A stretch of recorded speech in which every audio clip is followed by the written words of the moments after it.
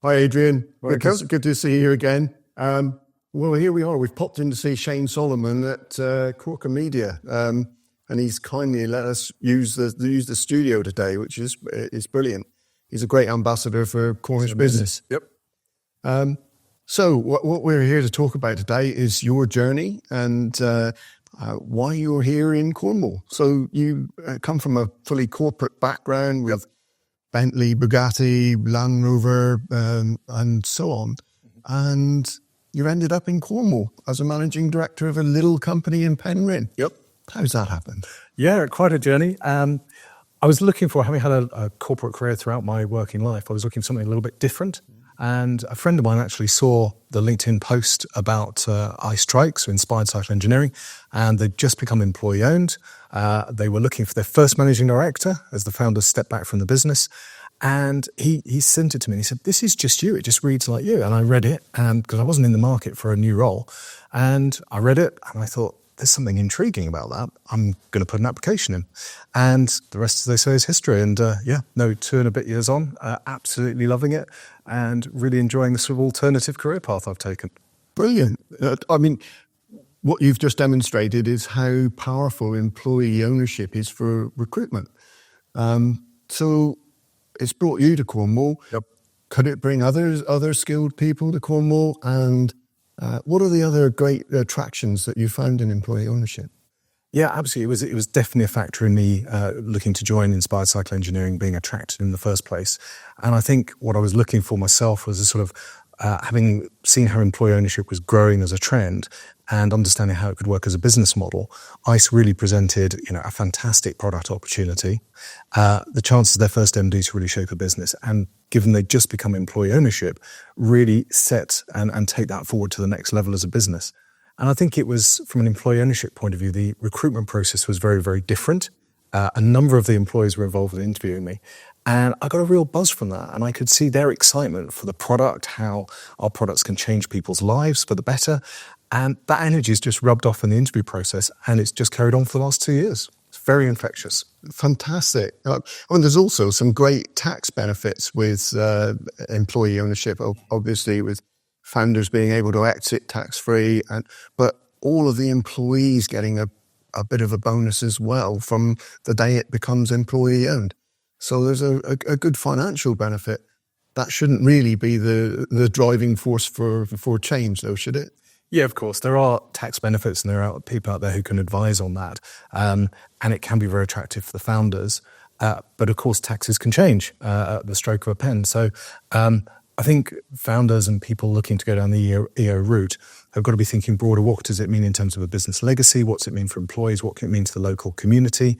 And of course, for the employees themselves, there is a very clear tax benefit as well. They can get up to currently £3,600 tax-free each year, which is very, very attractive. But I think you've got to look beyond the taxes, and you've got to look to what it can do for your business, what it can do for your community, and how do you build and leave a legacy. Many founders find it difficult to step back from their business. Here's a way that they can see it grow and continue, maybe in the sort of ethos that they started out with originally 20, 25 years ago in our case. Oh, well, that's the overriding thing that I'm being told by businesses should be the reason for employee ownership. It's keeping that legacy going, particularly when somebody has inherited or it's been passed down, a business has been passed down generationally, not necessarily within a family, but within people that have become very close together in business. The transition to employee ownership is a huge decision for businesses to make. Is there anything else that you think that they should be considering when making that transition? Is there anything that you think is vital given your experience of the last 2.5 years? Mm-hmm. I think it's got to feel different. So there's a number of things, both short and medium and long term. I think when an organisation is thinking about becoming an EO, it needs to think about what do they want that employee ownership organisation to look like. So there's all of the standard legal stuff around how do you structure the EOT trust, all of those things. But it's actually what do you want as the vision for that business. And I think really key to that is, yes, having a vision that people can buy into, having a clear purpose, which you should have for any organization. We have a very clear purpose. We put a smile on people's faces through inspired cycle engineering. Yeah. That's not just our customers, that's our colleagues, that's our suppliers. It's building that whole ethos. Absolutely. We want people to be happy around our business, to be joyful around our business. That's very, very important to us. There's also then the practicalities. You need some really good governance. So what is the role of the management, the leadership team? What's the role of the EOT board and the independent trustees, job descriptions, etc.? I think it's really important to get professional advice on those Absolutely. Sort of things, because using the old analogy, getting the right bums on the right seats is so important. Absolutely. In every business, yep. But particularly within EOT. And people knowing what their role is going to be going forward. So within Inspired Cycle Engineering, one of the founders stepped back into retirement, one remained in the business, heading up our continuous improvement, because of course we are aiming for continuous employment. Yeah. And one of the key things for me on day one was they both shared a glass office right at the top of the stairs. And a really important thing for me was, how are they actually going to step back? Is there going to be a step change with me coming in as their first managing director? Because I think that was a lot of worry that I had, was, are they really going to let me run this business? Or are they going to have their involved in everything on a day-to-day business? And I'm really not going to be able to take this business forward and realize its potential with the team. That was really important for me. And I remember walking up the stairs on day one, and there was the office, and it was cleared, the computer was set up, and there was a pad and a pen and a coffee cup for me. And that was the first sign to me the founders were really serious about making this work as an EOT. And that message I shared with the colleagues as well, about this is the step change we're making. So we had new managing director, which helped at the same time as an employee ownership trust, together with very clear governance from the outset. And I think that really got us off to a strong foundation.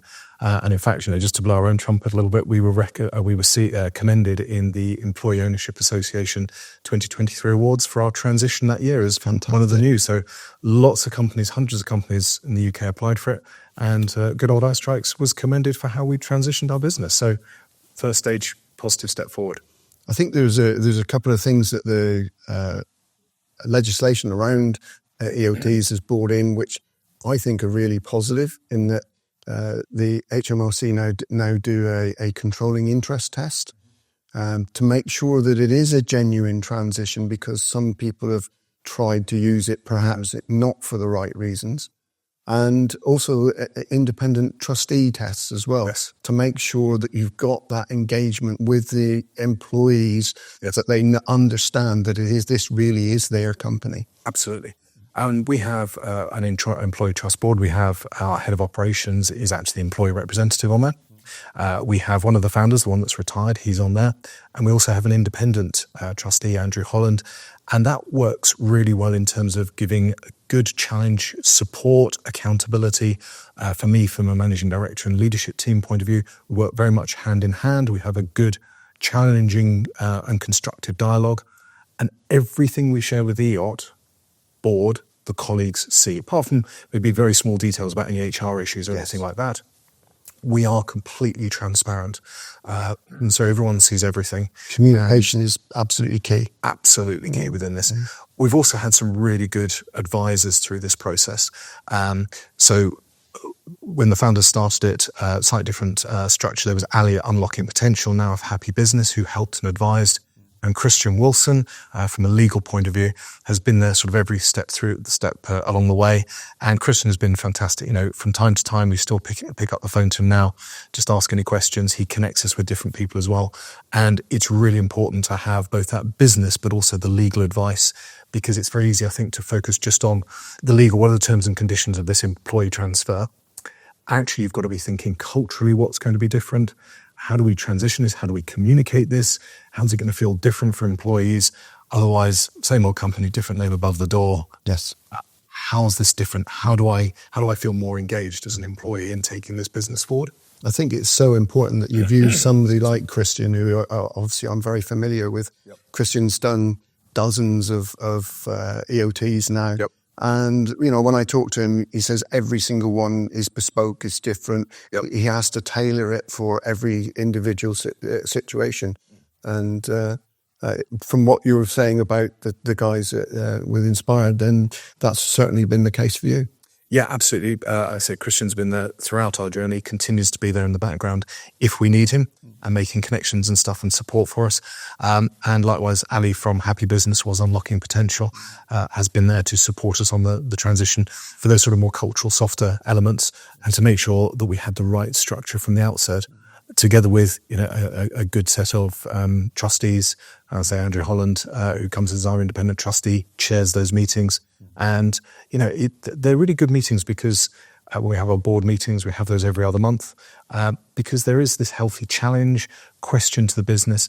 And also as a managing director, it's good to get that fresh perspective that an independent trustee can bring in. But within that communication, what we have is we have a monthly big conversation where the leaders of the business present sort of where we are on the financials, where we are on our stock. We have a deep dive topic where one of the team will present. This month we had feedback from one of the team who'd been on the climate leaders course. And then the following week, and we share that pack, anyone can ask any questions. The following week we have what we call Colleague Voice Hub. And that's where up to 10 colleagues from around business can come in and ask myself, and we usually have another member of the leadership team there, any question they like. Any question they like at all. If they don't want to ask it there, they can ask it through the employee representative who's there, or they can pre-submit it confidentially, and nothing's off limits. They can ask anything about the business, challenge any of the decisions, and that's really healthy. It's a really fine balance, though, between making sure you have that open transparency and still making progress. So we seem to have, on most topics, found the balance right, where we can have a good dialogue about it, and then we collectively move on. The team accepts somebody has to make a decision ultimately, but we try and inform that with as many views as possible. So it's really developing an agile business plan continuously, Yep. But also putting in place terrific corporate governance, Yes. which, when anybody looks at funding, expansion, when you've got those things embedded within the business already so that they can be confident in the management structure, Yep. which has come about hugely improved as a result of being EOT. Yeah, absolutely. It enabled us to put in, fresh governance, look at the business differently. And, the transparency, having come from a corporate background where, not necessarily all the figures are shared, to every single level in the organization for obvious reasons. My first big conversation was 3 weeks in. What became very apparent, the cycling industry was set for a very tough 2023 and following COVID. Very high stocks in the industry and stuff. And ICE were in a good position, but I looked at the financials and we agreed with the leadership team and the board, we can't give a pay rise. We normally give a pay rise in January, February. We couldn't. And ordinarily that could be a really, really difficult conversation. I've done it before. And it's a very tough conversation. It's very lonely, stood there at the front trying to justify it. And we laid out the figures, we explained it, and we said, when we get to this point in the year, we will review it and we'll share transparently with you. And there was a sea of faces nodding. There were some really very good pointed questions, people in the team. Okay, we understand. Yeah. And that, again, was one of those sort of, I suppose, real test moments for me, like that glass office. Yes. Was, okay, I've explained all the numbers. Everyone gets it. They understand we're investing for the long term. They've bought into the employee ownership. Yes, there's probably a bit of a honeymoon period because we've just started, but actually nodding faces. I get it, right? So as long as I go back to them at the point we did later in the year, people accepted it. They understood the complexities, what it meant from a cash flow point of view, and on board. And that was, from an employee perspective, really refreshing. Again, one of those real sort of key test moments. Oh, absolutely. And if somebody strays off plan, if you like, then you've got a whole team of people who pull them back on board. And it's just natural. Yeah, of course, like every business, we have issues and there are particular points that, take longer to work through, take more dialogue than other things. But at times now, what's really encouraging is you've got members of the team who are, for example, in the Colleague Voice Hub, I don't have to answer the questions anymore. It will be, well, Adrian and the team, the leadership team or whoever, I've shown the data on this and you've seen this and we've been talking about this for 2 months. So that's why they can't do whatever it may be. And the team are answering those questions before we either can. So we sit there as a leader thinking, yes, fantastic, brilliant. Because it allows you to get on with a wider vision for the whole business. Yes, terrific, Adrian. Absolutely terrific. I really enjoyed chatting to you about this morning, and hopefully it will give other people confidence to adopt the whole employee ownership system. Absolutely. And very happy if someone wants to reach out to me via LinkedIn to have that conversation, early stage of what it's like being a managing director in the employee-owned business. But it's very refreshing. And what's really great is the empowerment that you can see in the teams. And directly that's led to productivity improvements, customer satisfaction improvements, because the team are truly engaged in taking your business forward. It's their business after all. It's their business, and the bottom line counts for every single individual. Absolutely. Yeah, it's terrific. It's so good to talk about it. Thank you very much. Thank you very much, Kim.